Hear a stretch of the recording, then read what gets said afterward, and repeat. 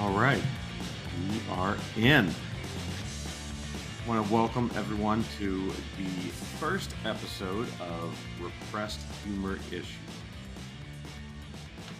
I am your host, Ryan, and I have my co-host, Dan. Hey, everybody. Just so you're aware, when you hit, I can hear it. Oh, that's okay. Just be aware when you do stuff All like right, that. I'm my hand talker, so this is going to have to be a conscious thing to keep my Yep. hands down.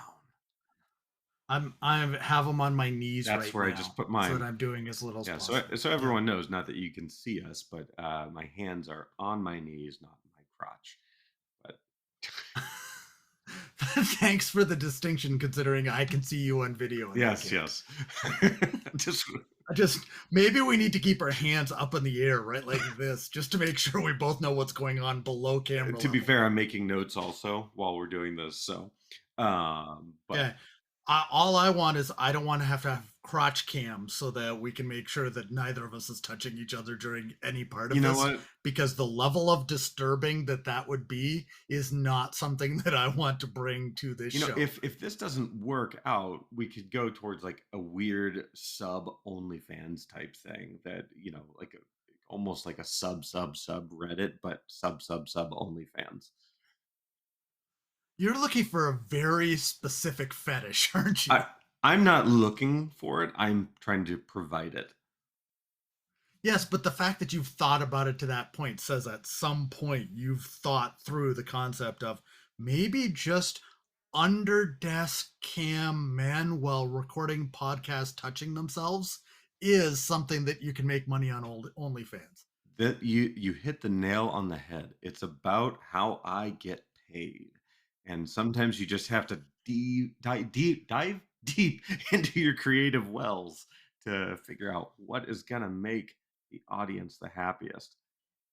So, So if you haven't figured out anybody that happens to be listening to this disaster in the making already, this is what the show is going to be like. Just so you're aware. You're going to hear lots of stuff like this intermingled with a bunch of other stuff we just come up with off the top of our yeah, head. and this show is also going to have a little bit of a looser structure to it. We're going to have some structure to it. There's going to be some topics that we want to talk about, but there's also going to be a little bit of whimsy involved as well, where we're going to have a wheel that we'll be able to spin that has a random allotment of topics in the event that we need to spur some creative juices or change the dynamic. But a lot of this is going to be free flow.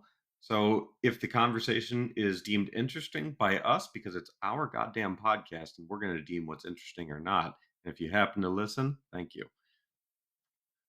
So, Ryan, just so you're aware, I think it would be really good if people understood who you are. So I've written an introduction for you so that people can understand who Ryan is. Oh no. I'm. This is the first time that Ryan's going to be seeing this. Oh Jesus. So, um, yeah. So I'm going to let you read this off in real time. What I'm going to ask is just keep reading no matter what's there. I Okay. mean, is this gonna be like something where I'm just gonna start crying, whimpering? I mean, My goal is to have you on the floor in the fetal position, thumb in mouth. That's plan. So okay. here we go. Well, shit. All right. Let me.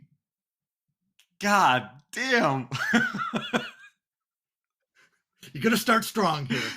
I just got through the first three words trying to read that, and I am okay. All right. Here we go. So, for everyone's context, Dan sent this to me in a different channel that's fresh today. So I am going to struggle like mad. Okay. Here we go. Although potentially inbred, uh, Ryan, I've been holding on to that line for weeks, waiting for you to I read it. just, this is okay. All right. I'm sweating because of this. Ryan overcame many obstacles early in life. At age 6, he became the Northwestern Kansas boy 5 to 7 year old whistling champion. Weird. I was known for whistling at around that age. I don't think I ever shared that with you. And at age 7, became the youngest person to go 20 consecutive meals without a fork-related injury in Kansas's history. They keep a tally for this? It seems everything was coming up Ryan. Oh man, this is. Go Ryan. However, at age 8, Ryan peaked. Shit, thanks. His addiction to stealing moon pies and Jolt Cola from the local mini mart and penchant for spraying Pension. penchant, sorry, for spraying strangers with oven cleaner had given him a criminal record like no other. Destitute, alone, and with no tangible life skills, uh, Ryan did the only thing a tubby 8-year-old oven cleaning aficionado could do. He ran away from home and went to clown college. Gotta pause for a second and just mentally take a breath. This is so much to digest. It gets worse. I don't know how it can get worse than the 3-word intro, but here we go. Being a professional clown was kind to Ryan for a while, standing outside the Rite Aid, waiting for the motion activated doors to trigger with his water spraying flowers, had the entire town laughing with him, not at him like you would expect. That says a lot about Kansas right there. Uh, but at age 27, the laughter was gone, and Ryan had to leave the clown costume and water spraying flower behind to move on with his life. Despite no tangible talents or skills, that's the second time you called me talentless, he found work in the adult film industry as a squeegee operator. Oh my God. This next sentence. I told you it gets worse. Ryan had hit rock bottom, it seemed, mostly because he couldn't count past the number 37. Oh, I know where that's from. Yes, yes, I told you that was going to come back to haunt you. But at age 54, now you're aging me? Ryan found his life's calling, sponging off other people's talents for personal gain. He found friends willing to use their talents and desires to do funny things on the internet and interjected himself into their projects despite enormous protests from everyone involved. This is some foreshadowing bullshit. with with stints in the back alley behind The Daily Show and The Colbert Report, which never aired, and he was told to stop hanging around. Ryan knew what he wanted to do with his life. Today, you can find Ryan pretending to be talented, reading off an introduction for a show he has no business being on, sponging off the talents of the man he owes everything to, Dan. You're a shit. Read the PS. Read the I'm there. PS. P.S. Jolt Cola. If you're, Jolt. I got there. I've had it. If you're still out there, Dan would like to talk about a sponsorship and is willing to fire Ryan to get one. Seriously, say the word and Freeloader McSqueegee Boy is gone. This is all right. Well, so many Oh. things going on in this, so many undertones. Where do I even begin with this? It's the Well, I think people get an idea of who you are out of this, like the real Ryan. This might be surprising to people in your life, okay, but it's the essence of who you are, and therefore they can now learn how to appropriately talk with you and stuff like that. Go I mean, do forward. you know how many Don't you do you know agree? how many episodes we're gonna have to undo this damage? And how many therapy sessions I don't know I'm gonna need? Although potential So I realize, mean, although potentially although inbred. potentially inbred, That one, come on. that was honestly. I've told my wife about that. I've been dying to hear you say those three words, being forced to read them for weeks and weeks while we set all this up. I mean, This has been, if we were to end right now at the 10-minute mark of this, I have succeeded in my life goals of doing that. That's all I'm gonna say. yeah. I mean, Yeah, so realize now what's gonna end up happening is there's gonna be revenge out of yeah, this. obviously. There will be. Oh, you're gonna have an intro to read. Uh, Yeah. oh, So, for those of you that watch SNL, this is very Colin Jost, Michael Che, sort of reading each other's news stories. Um, it may end up being a bit, it may not, but I couldn't resist doing this because there were places that I decided I wasn't going to go, but I really narrowed this down to where I did from like 8 pages worth of material that I wrote for this. And this is what came together out of it. 8 pages. So you had like Yes. seven and a half throwaway pages or material you didn't. Oh Yes. wow. Yes. So, Okay. Well, so welcome to repressed humor issues, where more issues are just going to be surfacing as soon as I try to go to bed tonight with my nightmares. So, on this first segment, which will be our continuation of segments, is something that we're calling for the time being the Wheel of Randomness, where we have predetermined topics um, that are of varying degrees of bizarre, hilarious, personal, political, you name it. It covers the spectrum. But how this is going to work is Dan will spin the proverbial wheel and announce the topic that we're going to speak on at this point. And these topics will rotate every week that we're doing the podcast.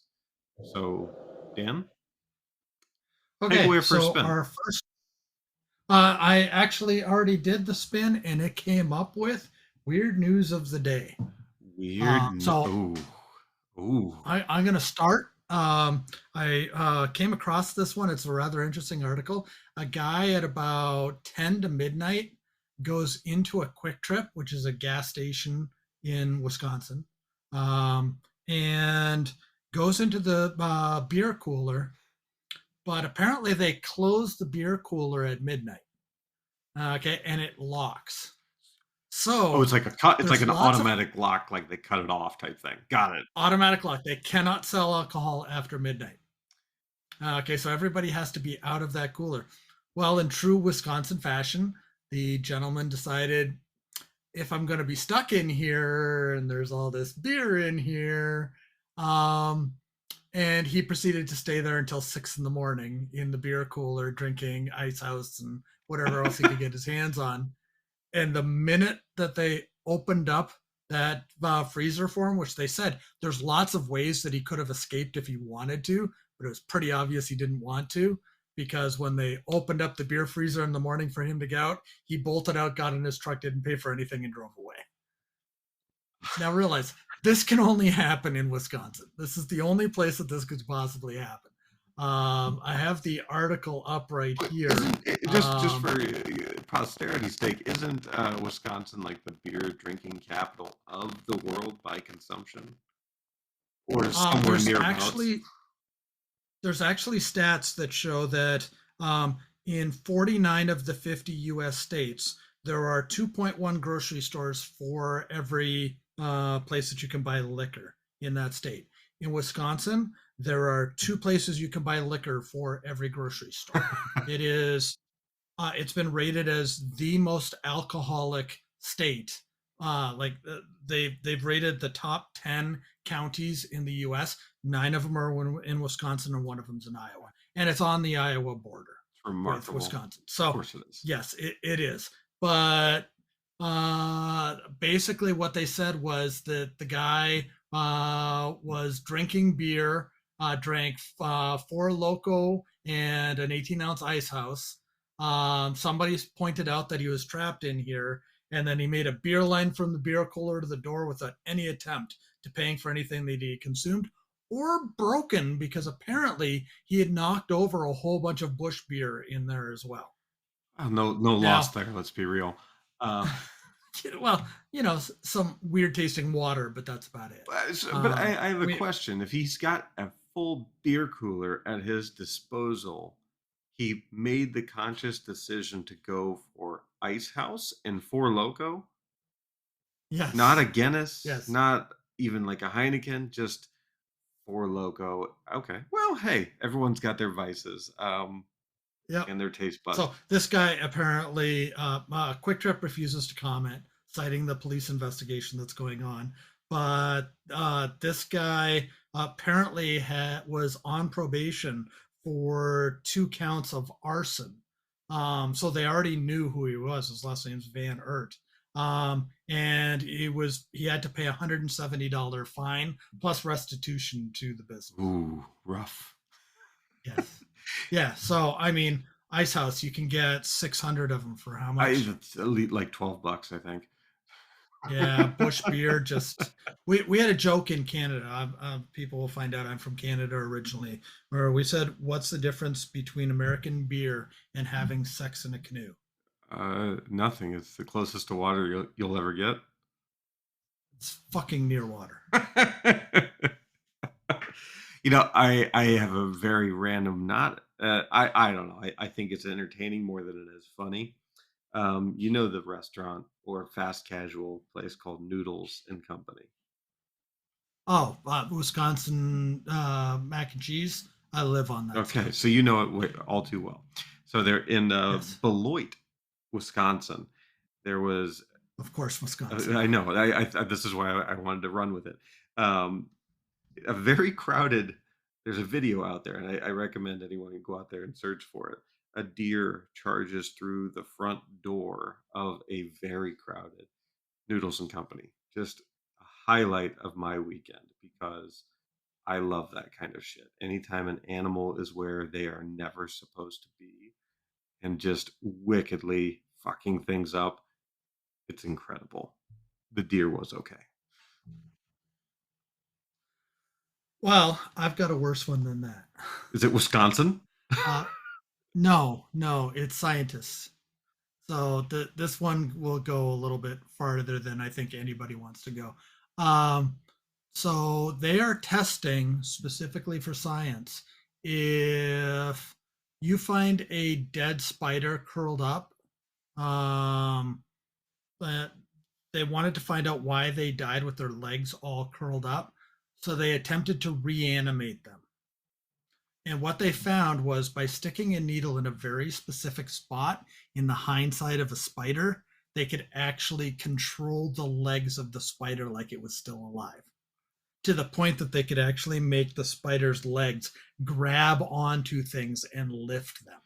So, my very simple brain comes up with one question and only one. Why? Uh, uh, why not? I mean, at this point, we've already seen the Jurassic Park phenomenon. So why shouldn't we have Jurassic spiders? I mean, I think what you're doing is you're limiting it by just allowing the science to work in the dinosaur realm. And, they're talking about bringing back woolly mammoths, Saw that, but what's which the idea of reanimating a spider? Are we gonna hopefully learn how to reanimate humans after they've passed and rigor mortis is I, set in? I mean, come on. well, the thing is, the human brain only continues to function for about 10 minutes without oxygen. So, unless they're going to find somebody that literally just died and reanimate them, there's going to be some problems. Hmm. Now, speaking of that, there was a 104-year-old woman that Guinness was going to attempt to confirm was the oldest recorded skydiver, but she died a week before Yes. they could actually validate the skydive, which means that if they did what they did with Spider-Man, on spiders with her, they could have reanimated her so that they could have proven it and she could have gotten skydived again. R.I.P. Likely, but Betty. Sorry, I don't know her actual name, but I think if I recall, she was going to be 102. 104. 104. Okay. Either way, that's 104. wild. Now, I mean, I haven't even thought of jumping out of a plane yet, so oh, I had a friend that was absolutely sure he was going to get me to go skydive. Okay, to the point that I had to tell him, no, I will go up in the plane. I will come back down in the plane. At no point when the wheels are not touching the ground will I be exiting the plane. And he was giving me crap for it, just raking me over the coals. And then we got there on the day that he was going to go do it, and he totally chickened oh, out. he chickened out. He Oh, chickened out. that's I amazing. already chickened out. I wasn't doing it. I was going to laugh at him because I told him he was going to have a shit streak down his underwear when he got to the And ground. he didn't We were going to find him crying in a field somewhere with his thumb firmly planted in his mouth in the fetal position, just completely soiled. I that would happen to me just having the generic thought about I mean, shit. Waking up in the morning and realizing I'm alive, I sometimes shit myself. So anyway. That is way more information than I ever Yeah, wanted. you got it though. And I'm sitting here wearing a Macho Man Randy Savage throwing a flying elbow at Jesus hoodie, and you have too much information for me. I feel like we're even. So, but again, it's one of those things where the friend that decided that he wasn't going to get in the plane. Can you imagine having to be the you have to tandem jump when you first start jumping? Yeah. How many of these tandem jumpers have been shit and pissed on by people coming out of planes that lost all bodily function control when they left that door on You that know, plane? That must be a regular that's like occurrence. a 30-second interview that I would actually love to conduct with a skydiving instructor just to get that one thing answered because I think that's fucking fascinating. Like Yeah. it's got to be it's got to be a 1 in 3 situation. Yeah, and the other one, I've seen the videos of this. They do this to celebrities all the time. You never see it with regular people because they're not good enough to take good enough videos to do it. But when they get them to the door, they'll say something to the effect of, "Oh wait, your parachute's not done upright." Then they run them out the They door. do that like with the bungee jump people as well. Like they have them cut the wrong Yeah, cord and it doesn't go and go, oh, and then they just accidentally trigger it. You know, I'm using quote fingers here. Oh, I love that kind of stuff. yeah. So Um, well, then let's take time to give the wheel another spin because I'm curious. I actually don't know every topic on here because Dan has kept a few of them guarded just to send us into random tangents. So I'm excited for the next one. Let's see what we got. and we are on weird thoughts. Weird thoughts generally are something that comes up where my wife and I have interesting conversations all the time, especially when we're going to sleep at night. And one of my favorite things that we did was the what we call the murder mystery game. And we watch a lot of those murder mysteries show. Yeah. My wife is out there right now watching the murders on Lake Erie and stuff like that. Okay. And so the murder mystery game, we talked about how my daughter is going to help my wife murder me and dispose of my body appropriately. And at some point, I decided, hey, let's figure out a way to murder Ryan. Okay, this has been a conversation that we've had. I feel Um, privileged. Now, do you have any idea how we decided to murder you? No. No, none at No, all. I think it's worth Well, mentioning. I've never been in your bedroom with your wife while you guys are plotting my murder. but you have been in my bedroom with my wife when we're not plotting murders. You could have stopped a couple seconds early there and led to less confrontational things happening I afterwards. plead the fifth. Okay, so what happens is we're now going to be talking about some stuff that if you don't like the Taylor Football League, then you're probably going to want to back it up a little bit here. But um, you're looking at me like you're wondering why I called it the Taylor I am Football very League. I mean, curious. most Yes. of the people are most of the people are watching it just to see Taylor now. Nobody with any self-respect likes the amount of going camera up and down going to Taylor Well, every she single did not time bring them a that win Travis does today, something. so Oh, I wasn't paying attention today because again, that whole trailer thing, you know, Taylor, Travis, trailer. I just can't get into it. But I am a huge Green Bay Packers fan. I have been for 30 years now. My wife is a Bears fan, ooh. and there's things you learn when you have mixed households in a rivalry like that. It's like having somebody from Cincinnati and Cleveland in the exact same house. It's just not going to go well. But we know exactly how to manage the rivalry amongst ourselves. We don't watch games. It's simple as that. We cannot watch games together. But there is a fact about Packers and Bears fans that leads to the entire topic of this discussion, Oh, which you is tell. we're going to get you significantly high, and then we're going to put you in Green Bay gear as much as we possibly could. You know, the whole giant cheese head thing. Yeah? Probably put you in a Favre jersey because Fav there's still people that are angry about that. Favre. It's Favre. Yeah, whatever it is. I mean, Mississippi, I'm surprised they can put a V and an R and figure that out. Oh. But but the idea was to put a sign around your neck that said Ditka sucks. And on the back it would say the Bears suck. And drop you off at Navy Pier. And for those of you that don't know Chicago at all, Navy Pier's just north of the Loop downtown, and it's not a great place to be walking around with Green Bay gear. I contend that if you're going to drop me off anywhere in Chicago, Navy Pier is the safest place to wear Green Bay Packers attire. So I'm okay with your foiled plot to murder me because that's all tourists that don't belong to Chicago.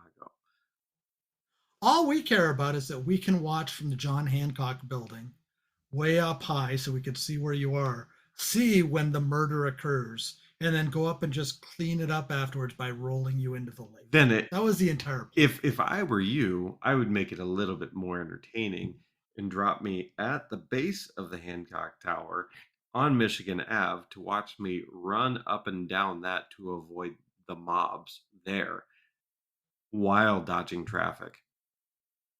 See, if it was all about watching you get tortured, all we have to do is stick you down by Midway somewhere. Just push you out of the cab That's and fair. let nature take its That's course. fair. The idea is trying to make it so that you suffer significantly before you die. That's the plan. And you're wrecking the plan by coming up with all of these exceptions. Just logic. It's not logic. That's wrecking the plan. I mean, these conversations that we have are not supposed to be about I reality. forgot. And this is one you know about.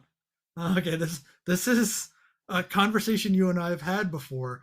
Um, One of the things that I told my wife one night was that I think I want to be a semi-professional parody songwriter. Yes. And she told me there was no way that that was ever going to happen. And you know where this is Oh going. yeah. Yeah. So Ryan gets a text at about 10 o'clock at night saying, send me $1 on Venmo. I, And what did Ryan I do? didn't hesitate. I didn't ask a question. I just sent you a buck. Okay. So at that point, what did I do? I wrote a song. Well, I wrote a line from the song. Did you remember what the line from the song was? Well, it was I recall it was a Katy Perry riff, if I remember. It's Firework. Firework, yeah. Yeah. And it was, and realized Ryan and I used to work for the same company. That's where we met. But it's, I don't like where Ryan works. I think they're all a bunch of jerks. That's as far as I got into writing it. And then I told him for another $1 I'd write the rest of the song. My daughter now wants to write the rest of that song. She barely knows you. She's talked to you a couple times while I've been on speakerphone in the car, and that's it. She really wants to get this song done because she thinks that this song is the key to every single song that we're ever going to write ever again. But she might be onto something. Maybe she's right. Maybe we should write the whole I think song? so. I mean, if anything, Well, your daughter's not ever going to be wrong. So you always want to be on the right side of history with her. So write the song. Okay, that sounded like you were trying to go philosophical, but ended up with just a whole bunch of Yeah, bullshit. basically. That's the story of Okay, my so life. but the funny thing about this is that dollar had implications later on because in true starving artist format, I then used that dollar to pay my mom back for part of a loan that I owed her. So she now has that dollar. And realistically, any more money that you give me for that is going to go for the purpose of paying my mother back for the loan that I owe her. I just think it's amazing because my favorite part is not that. It's the fact that I get to prove your wife wrong, that no one would give you a dollar within seconds of you all having that debate. So, Yeah, it what I had no doubt that dollar was coming. That dollar was coming no matter what. There was never a chance that dollar wasn't coming. My problem is that I honestly don't know this. Do you know this, Ryan? When somebody makes a parody song and it actually gets recorded, do they have to pay royalties to the owner of the original so the song? way I actually had curiosity about this, I looked it up. So if they use a lot of the same notes, even if it's in a different octave, they have to pay some sort of royalty off to the primary artist or whoever owns the song catalog. So like Yeah, if you because think of like Michael Jackson, he got royalties from Weird Al Yankovic, by that's example. what I Yeah. figured. That's why I'm going to go down a very unique path with how I'm going to do my semi-professional parody songwriter career, and that's every single song is going to be done to Katy Perry "Firework," because that way I only have to pay the royalty once. You've simplified it. You just have to write one check. Yeah, I mean, I don't have to worry about, oh, how many times did this one get played? The total number of plays times however much it is per play goes directly to Katy Perry, and I'm Now, done. here's the Her and Orlando Bloom can do whatever they want with it. here's the thing that I don't know. So if that original song used a sample from another song, do you then have to pay that artist, or are you good by just paying the Katy Perry because she owns the rights to that song and she has to pay the royalty to the sample artist? I don't I know. don't think there's any sampling in Firework. That just solidifies my decision that this is going to be every single song will be done to Firework. But are you going to sing it like her is the question. Oh, my daughter will sing it. Will I will have her record a version and we will play it on this specifically so you can hear what the entirety of that song is like. And I'll find two or three other people to be able to make that fireworks song. I'll have my daughter record them. You just it'll make my daughter's day because I'm pretty sure that the only person that hates you more than my wife does is my daughter. Hates me? Yeah, she hates everybody. Oh, She's 11. yeah. 11-year-old girls hate Oh, everybody. yeah. Man, that's the truth. 11 was the turning point for my own sister, and I actually became quite afraid of my sister, and I'm many years her senior, because there was no reasoning with her whatsoever. Age 11 was such a unique age. I mean, Yeah, you know when they break out of that phase, though? uh, 27. I'm hoping that I find out when my wife breaks out of it. I'm also hoping she doesn't listen to this because I already have to sleep with one eye open based off of some of the conversations that I we've was gonna had say, and the number of murder things we've seen. if Because people, it is so easy to get away with murder if you just aren't stupid. but the sheer amount of if she hears that little line that you just dropped in this episode, yeah, this is going to be your last episode. So it was nice recording with you once. See, Jolt Cola, you've got to come through for us just so that I get enough money to divorce so that I can build a fortress that she can't get into so I can keep doing this. And we can't afford Ryan to be here for that to happen. So Jolt Cola, Just bring it on to me. I think as long as you make your fortress out of 55-gallon drums of Jolt Cola, you might be okay for a bit. No, that's just giving her a 55-gallon drum handy to be able to stick me in. And we have to bring this up because both you and I looked this up Yeah. afterwards. We have to have a moment of silence for Jolt Cola. I believe it was 2017 the company officially shut down. Yes. There is no Jolt Cola, so Jolt Cola, thank you for being able to make us see through our eyelids. Yes. Thank you. Thank you for all the caffeine buzzes at a very young age that I didn't deserve to have, but I was so fortunate to Thank you, experience. thank you for letting us know what early onset diabetes feels like. Diabetes. Diabetes. So, got to bring Wilford Brimley into this somehow. It's not a bad thing. Yes. So we joke about Jolt Cola sponsoring us. That's never going to happen unless somebody buys them up. So please, Coca Cola, Pepsi, somebody buy them up just specifically so you can write us a check so we can keep doing it, I think preferably with our I'm writing. I'm thinking like 7 Up would be a really good candidate to buy them. They have RC Cola, but I feel like they could take RC Cola and Jolt Cola and do some really cool mashup. I'm not a marketing genius, but there's some great naming convention right there. I think what you're looking at is you've just found a way to make a new form of paint stripper. Because I don't think you can put those two things together without bad things happening. They say it takes like 2 days for a penny to dissolve in Coke.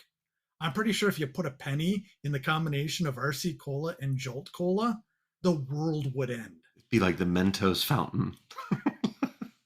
Oh, it would be worse than the Mentos fountain because what would happen is if you've ever seen how quickly thermite can go through a sheet of I aluminum, have not. I would figure that would be what RC Jolt Cola would do to the crust of the earth in about 4.5 seconds. And somebody out on the other side of the planet is just going to have this bottle come flying out, spray, and dissolve the entire planet. You know what? If that's how we go out, it was a good existence. I can't believe that you would prefer that over dying with a cheese head and anti bear signs around your neck. Because it's more hilarious. And now, a public service announcement. We here at Repressed Humor Issues believe strongly in the dignity of man, the rights to be free from oppression, and that everyone deserves a fair chance. However, we also believe that some people are just dumb as shit. I mean, failing clown college stupid. Sticking a fork in an electric socket to feel the tingles kind of stupid. That's why we here at Repressed Humor Issues want to let you know that it's okay to tell those leeches of society, the wastes of human flesh, the human dingleberries, that they are too stupid to be in your presence. We call it the Tell Ryan What You Really Think of Him option. It's the freedom to call Ryan an evolutionary dead end, the turd floating in the public pool that ruins everybody's fun for the day, a spectacular failure surrounded by effortless success. So if you want to tell someone how you really feel about them, send Ryan an email at repressedhumorissues@gmail.com and use Ryan's name in place of the person you really hate. This PSA was taped without Ryan's knowledge because he let me do the editing on this episode and at the last moment and deserves every email he gets. Thank you. Before we jump to the third topic, I do want to call out if you haven't gathered, Dan and I sound great, but you're getting a lot of free flow thoughts. It's because how we've done this, it's not because we don't know how or we don't want to. But we want to give you our most authentic self. So we do this with very minimal edits. It's very intentional. I'm also lazy. But, Dan, And potentially inept. it remains to be seen. But as this kind of podcast evolves, we're going to learn more and more about my ineptitude. If you want to give the wheel of randomness another spin, I would absolutely love Yes, that. we come to Dan and Ryan's self deprecation hour. Oh, God. This is This is where we're going to talk about our worst dates ever. Ooh. And already chose that Ryan's going to go first because I'm pretty sure I have one that will top anything he can come up with. Probably. I mean, man. But let me start with this. This is not a date I've been on, but it did happen, and apparently the theme is Wisconsin today. But about 15 years ago, there was a guy and a girl that were talking online, and they both had this kidnap fetish. She wanted to be kidnapped, full thrown in the trunk of the car, taken to a hotel, all that sort of stuff, and this guy was going to do it. So at the predetermined point, she's outside of her car. He grabs her, throws her in the trunk. They drive 50 miles to a hotel, and apparently they have glorious sex. That's when the internet decided, yeah, this is too normal. This can't happen. And he decided to take out his taser and tasered her to the point that she was unconscious, and then carved into her back with a knife, Jesus loves you. Oh my God. I think that would classify as one of the worst dates ever, but we're gonna see what Ryan comes up with. So okay.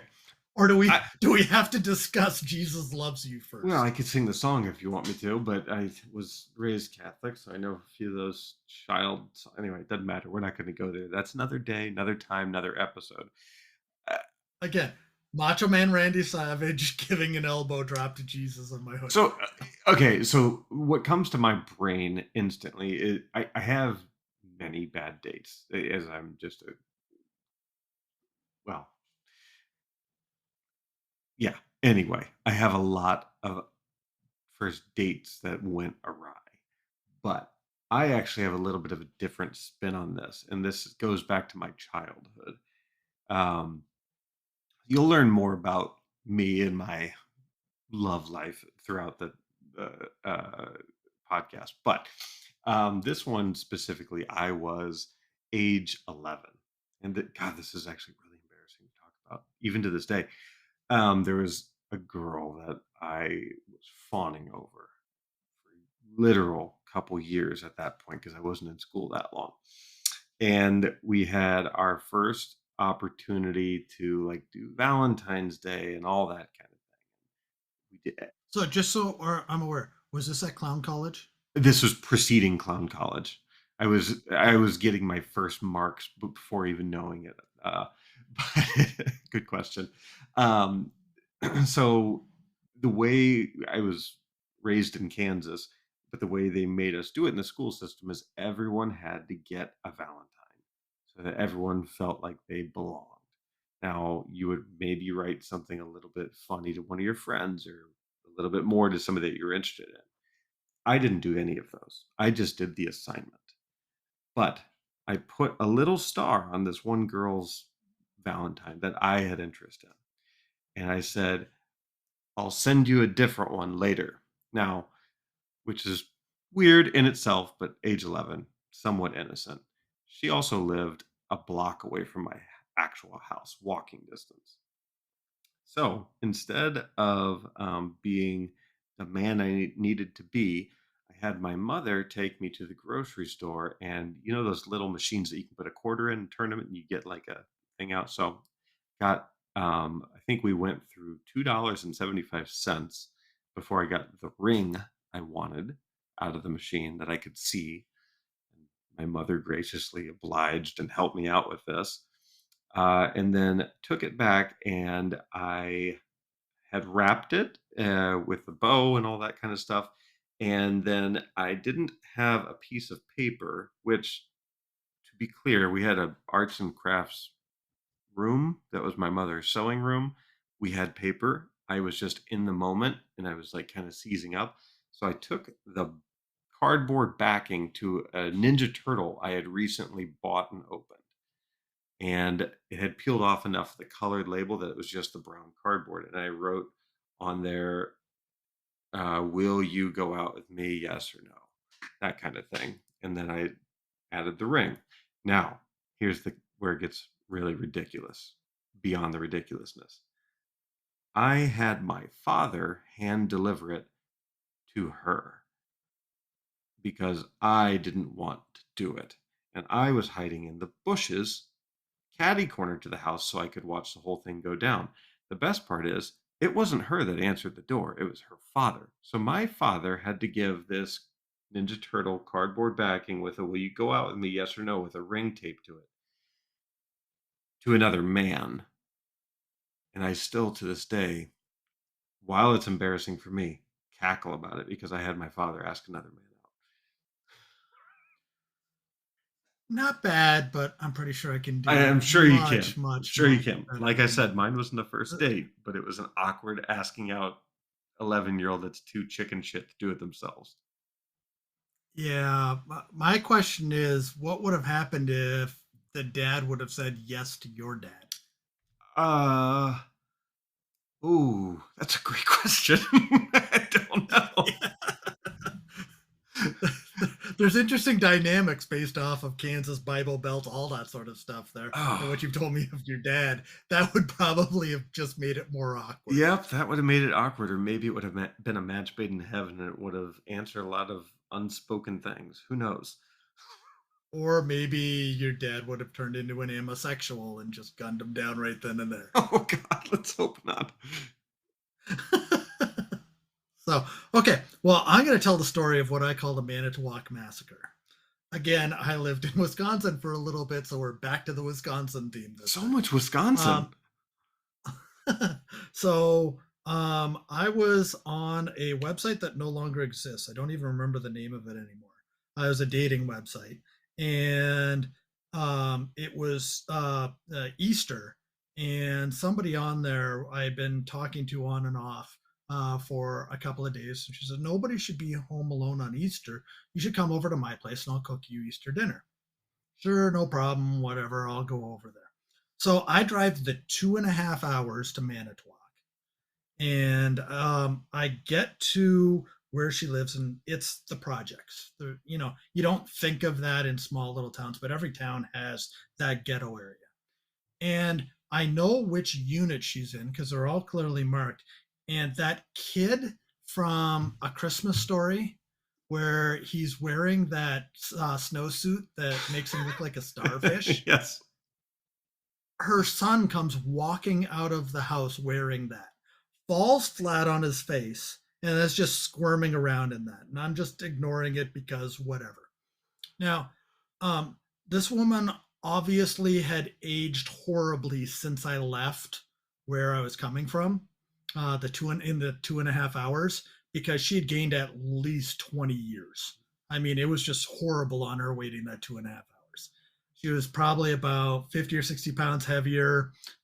Did not look like the picture that she had sent me. Oh, That no. picture had been taken before this was all set up. I think, okay, it's just maybe she's got a great personality. We'll see what happens here.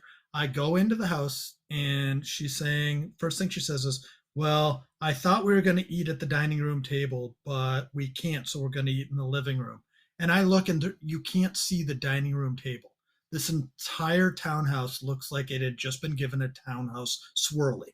There is garbage Oh, everywhere. no. There's actually piled garbage on the table that leaned up against the wall behind the table. Oh, And God. underneath the table was filled. There was garbage bags out in the middle of this. At this point, I'm just, okay, well, hopefully she's a good cook.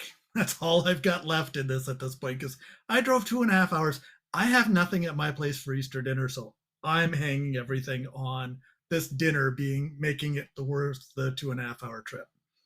That's when Starfish comes back in. I'm sitting in the living room, and she's starting to cook in the kitchen, and he pulls out this thing of hard-boiled eggs, Oh, God. and he's popping these things like they're Pez into his mouth. And he gets about 8 or 9 into them, and then what's going to happen with a hard-boiled egg when you put 7 or 8 of them into your Oh, stomach? God. They're just going to have to come back out. Oh, There's a God. reaction Oh, there. God. So he grabs one of the garbage bags in the middle of the floor, pukes in it, wipes part of his face with it, rolls it up a little bit, and leaves it in the middle of the living room. Uh, I know Okay. I know this is a podcast and no one can see my face, but I'm having trouble coming up with words because I'm maybe getting sick thinking about all of these different things. I don't know how you were sitting there. It gets worse. Okay. So she comes over and sits down beside me and says something to the effect of, yeah, I had to have lung surgery. And to do that, they had to remove part of a rib out of my back. And I have a patch on it right now. And I could tell I need to change that patch. Oh God. So she asked me to help her change the dressing on her wound. And her wound is infected. Oh, Yeah. So now I'm to the point where I'm trying to figure out a way out of this place. I no longer want the food. I just want to leave because there's nothing that is going to happen that is going to be good after that. And as I'm thinking that, the doorbell rings. doorbell. Doorbell rings. Yeah. So the doorbell rings and she goes and answers it. And there's this guy that walks in. And apparently he's a little mentally handicapped. And every single time that he gets into a fight with his girlfriend, he drives from Madison to Manitowoc, which is about 3.5 hours, and sleeps at her place, but sleeps in her bed with her at her place. So now all of a sudden, dinner is starfish, the back wound, and the guy that just I don't even know how to get it. So now she puts food in front of me while he's sitting there eating as well. I'm shoveling it into my face so I can be done as quick as possible. And they're just talking about how evil this guy's girlfriend is and getting all chummy while doing it. All I'm thinking is, I got to get the hell out of here. So I tell her it's a long drive back home. It's starting to get dark. I'm going to go home. Thank you. Before I leave, she gave me a Oh gift. no. Now, I had just moved into a new apartment and they didn't have a plug for the bathtub. So she hands me a plug for a bathtub because apparently that was her gift to me because we had talked somehow about I didn't have a plug for my bathtub. I, I left the next morning, fairly early in the morning. I went to the place where I was getting my cell phone service through at that point and changed my phone number.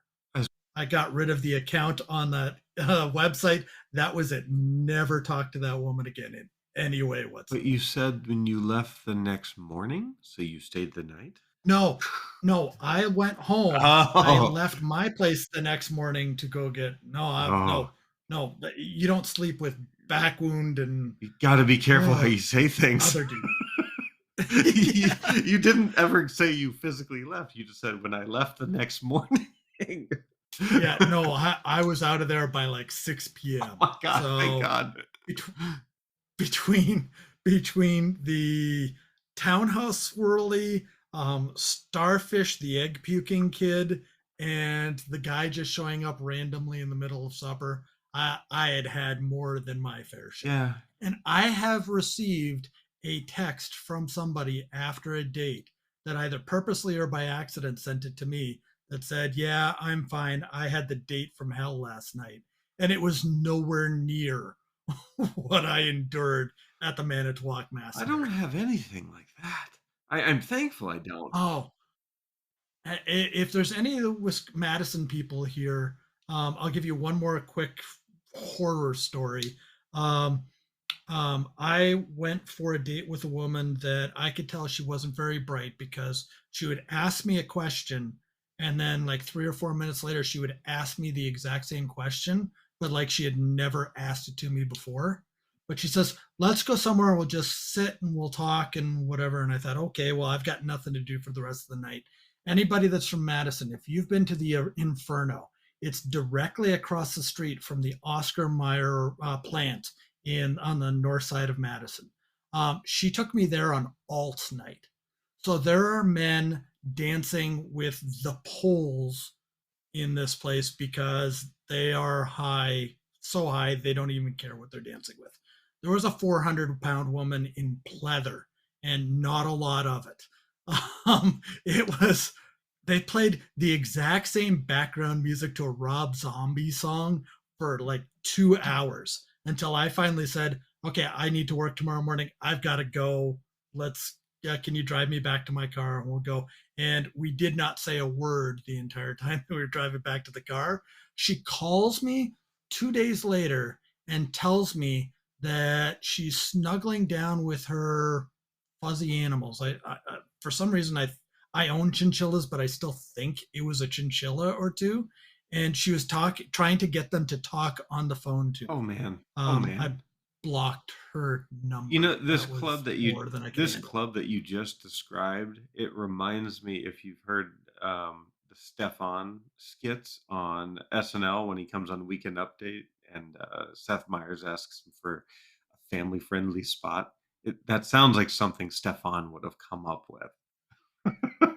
Yeah, unfortunately, this is entirely real. This Oh, actually happened to me. yeah, you have me beat on this one for sure. Yes, we never have to broach this subject again. Especially not the garbage baby situation. Like, The egg puking starfish boy. yeah, oh my god.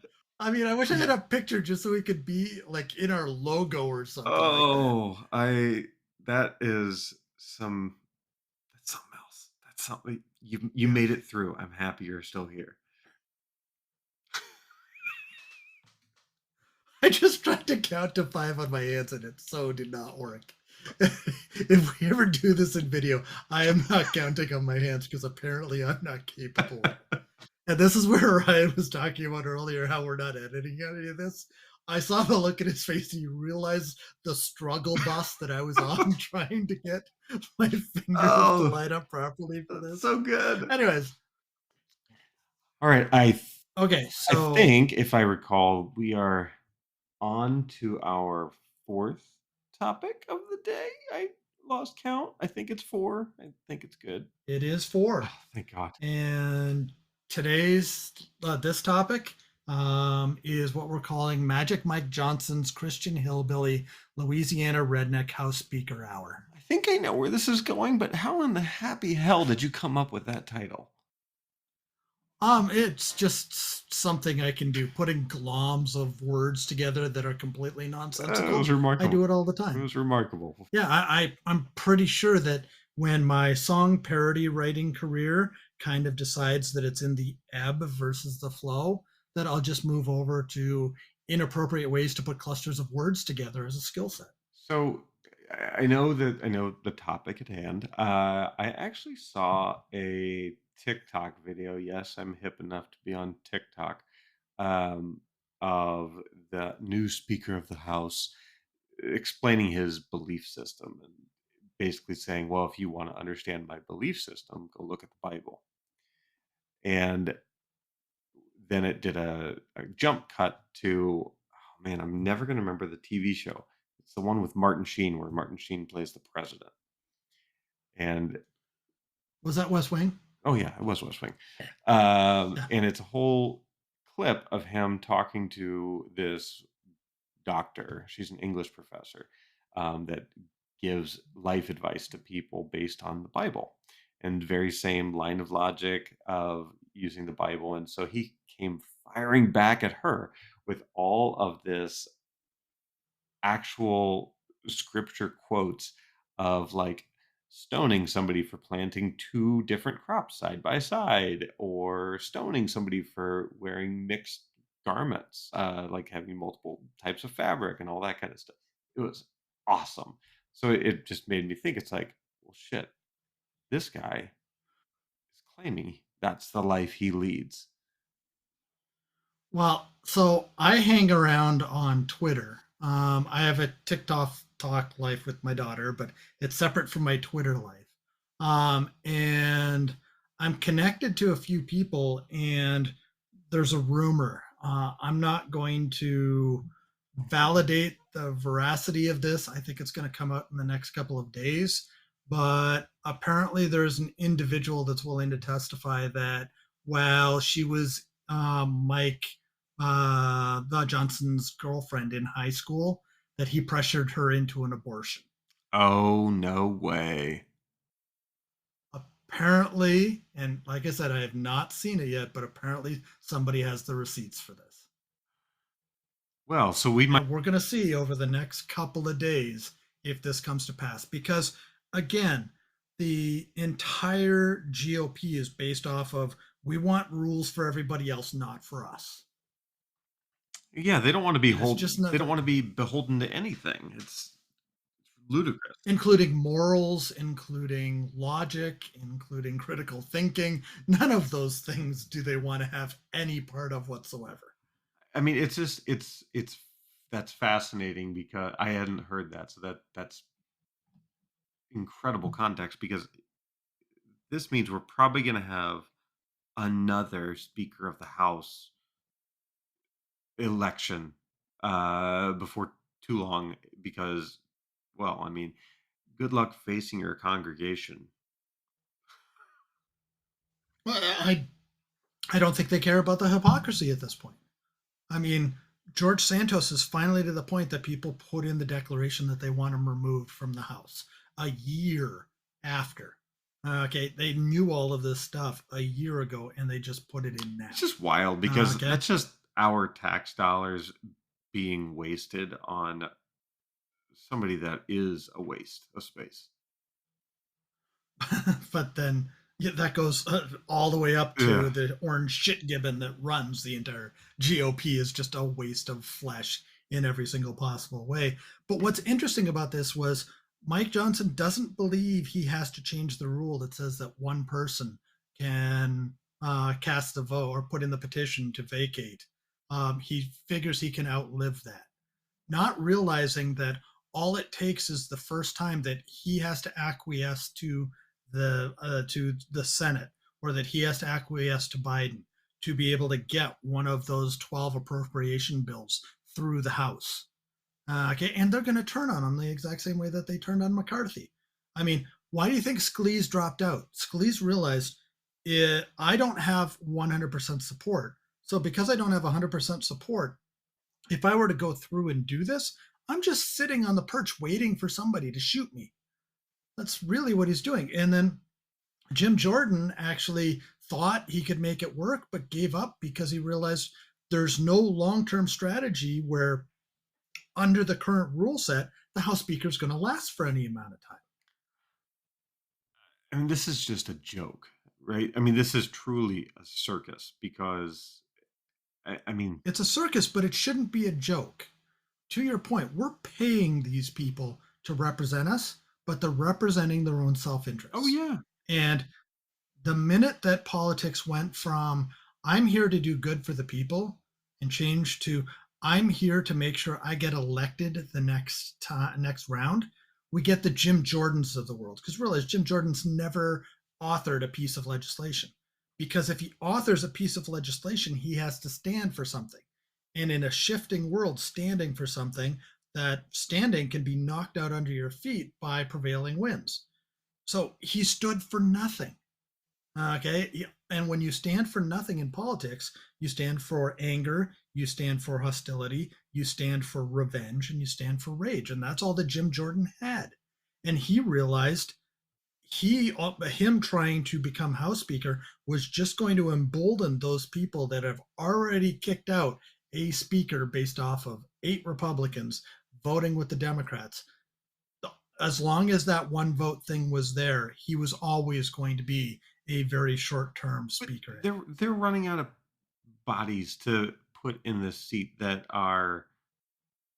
I mean, what are we going to go do? Run into another stalemate of infighting where no one can elect anyone, and Hakeem Jeffries almost gets the votes just because the. Here's what I honestly think would fix this, because it wouldn't be that difficult. Because right now, what's happening is the Republicans are trying to get 220 people all to do the same Yeah, thing, and that's difficult because let's face it, the orange shit gibbon has caused all the shit that he creates to flow downhill into people like Sporkfoot, Bobo the Clown, Grand Duke Gassar, all of those people that are just horrible, horrible for the people. listeners, Okay. Sporkfoot is Marjorie Taylor Greene for people that don't know the nomenclature here. And I don't recommend going and looking up pictures on Google Images of MTG I scene because you'll did. understand I why did. I'm After talking you about it. told me that, I did, and I regret it so much. Like, just go see a podiatrist, MTG. Like, go get some help. Oh, just don't let pictures of your feet be taken because she's kicking people with those feet. She's been known to kick protesters with those feet, and her feet are basically a trident. So she's not getting the surface tension of four toes. She's only got three, so she's more likely to penetrate. So regardless, back to what we're talking about here. Um, when you look at what's happening with the speakership, the rules used to be that the one vote to vacate had to come from the speaker, and they changed that under McCarthy because McCarthy didn't have a spine. He twisted himself in all sorts of ways to be able to make that happen, and they didn't change it back when they brought in Johnson. Which again, Magic Mike's a good way to be able to think about him because, God. I mean, Yeah, but Magic it's just Magic Mike's glorious. He's nothing. oh He's nothing close to glorious. yeah.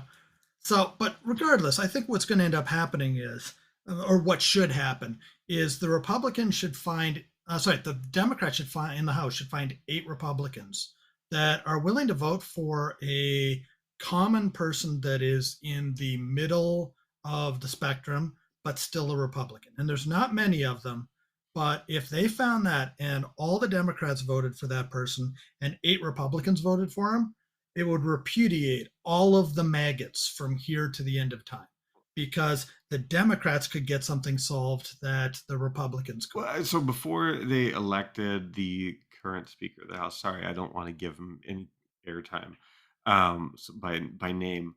I had heard that there was chitter chatter about two different individuals coming back, which I think is fascinating, actually, which would rock the boat for different reasons. But one was getting uh, Cheney back in there, not Dick Cheney.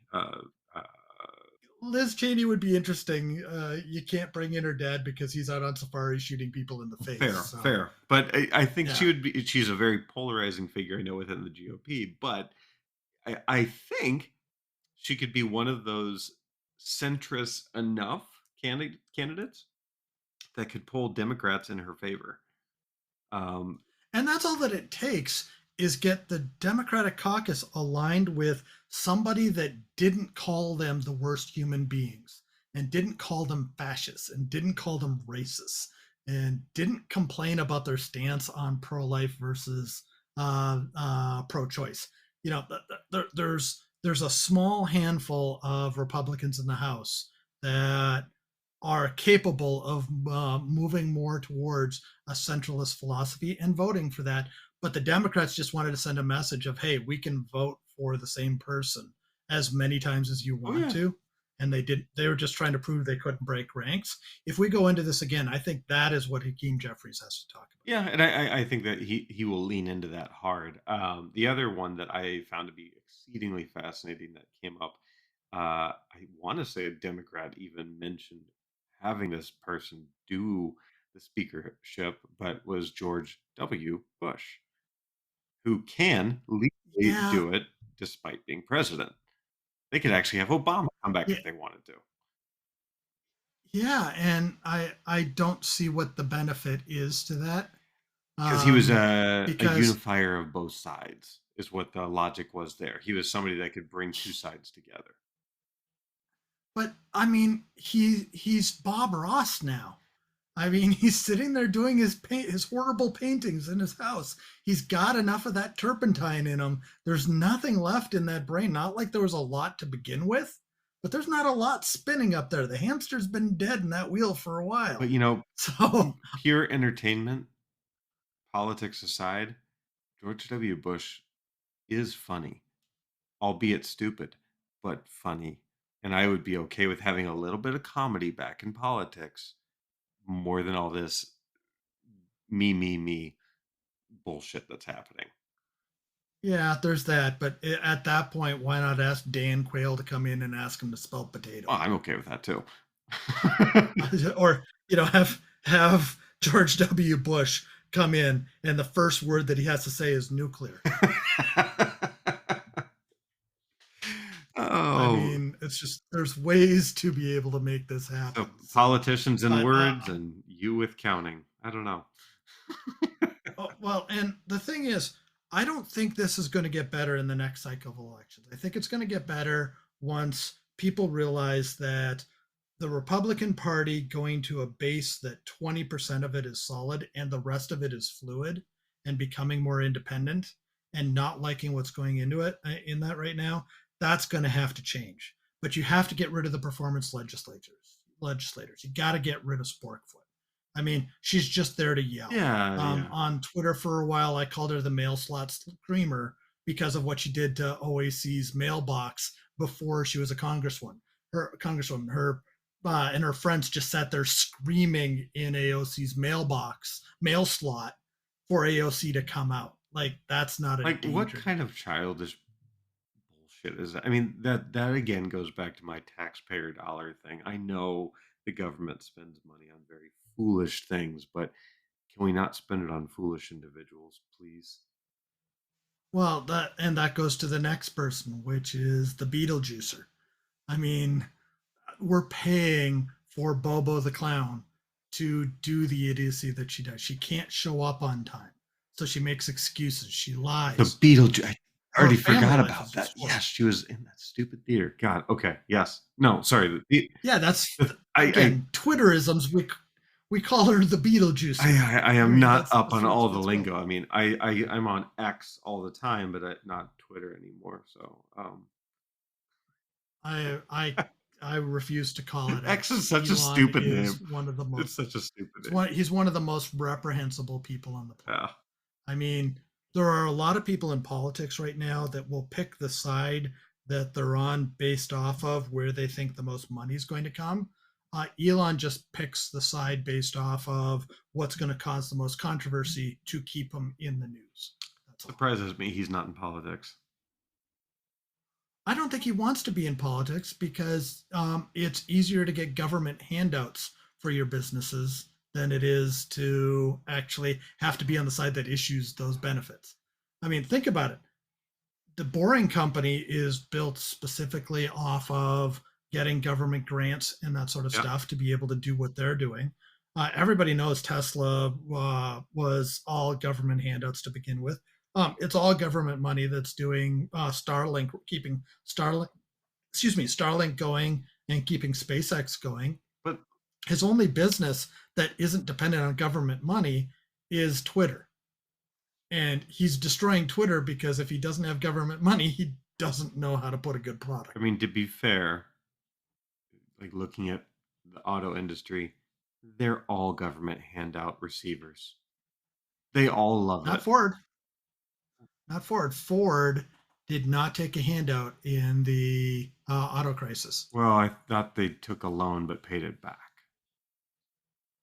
They took a loan, but they didn't take a handout. There's a difference Fair, between a fair, handout and a fair, loan. fair. But either way, And that's why they're the smallest of the three right now, is because they didn't get all that government gravy. So, yeah. And I'm not coming to defense of Elon, but I just wanted to give the extra context that the other U.S. automakers will keep Ford out of it are not the best either. yeah.